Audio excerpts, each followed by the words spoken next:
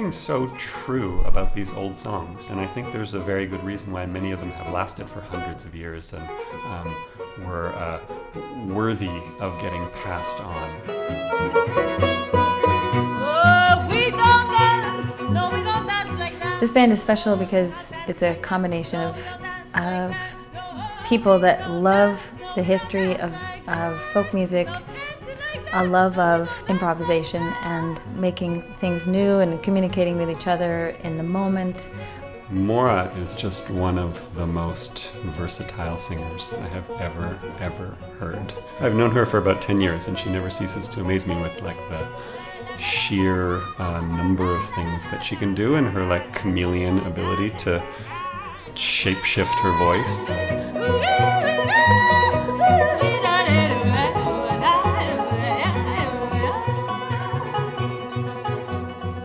This record really grew out of the Lomax Project, which focused specifically on reworking old songs that were collected by the field recording pioneer Alan Lomax. And over time, exploring so many of these songs and doing a lot of research, listening to literally thousands of songs in the archive, I became aware of all these other folklorists who sometimes collected for the Library of Congress like he did, many colleagues and peers and people of later generations, and realized there was just such a wealth.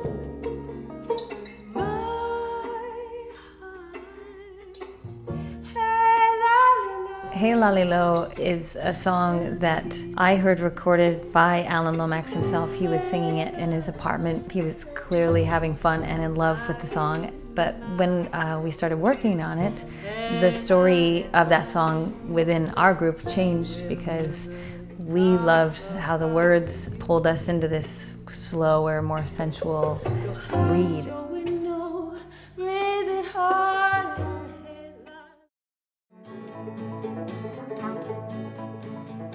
Well, I've been kicking around this idea to record with Don Flemons for so long. Likewise, Ron Miles and I have played together a bunch, and he was going to play on the Lomax Project record, and it never quite materialized. And so Dom and I threw around a bunch of ideas of songs to do, and turned out that there's this black string band song that he had first heard. It was the first Lomax recording he'd ever heard.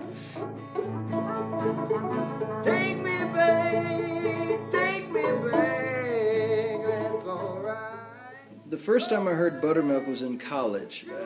I actually was at my university library, and I picked up an album called Roots of the Blues from New World Records, and it was a bunch of Alan Lomax's field recordings. And it featured the song Buttermilk, as well as some stuff of Sid Hemphill and Alec Eskew playing the quills. Even though I built a career on studying black string band music, Buttermilk was my first introduction to black string band music without knowing that that's what it was. And so for me it really brings a whole full circle around because I've always loved the song, but I just had never sat down to record it before.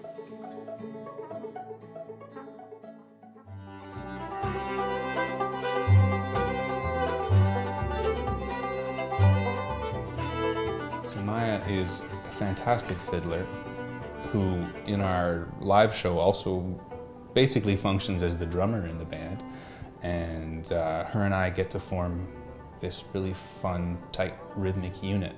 It's really great to work with Joe, and I get to pretend I'm a guitar player playing with a bass player in like a rhythm section, or sometimes I'm the drummer and he's the bass player, and sometimes he's the fiddle player and I'm the drummer, and it's really great switching of roles that happens with Joe. Jayme Stone is excellent at bringing the democratic process of music to life, and there's this real confidence that comes from Jayme, and it allows you to also find your own confidence and your willingness to experiment. So yeah, it's his spirit that pervades the whole project.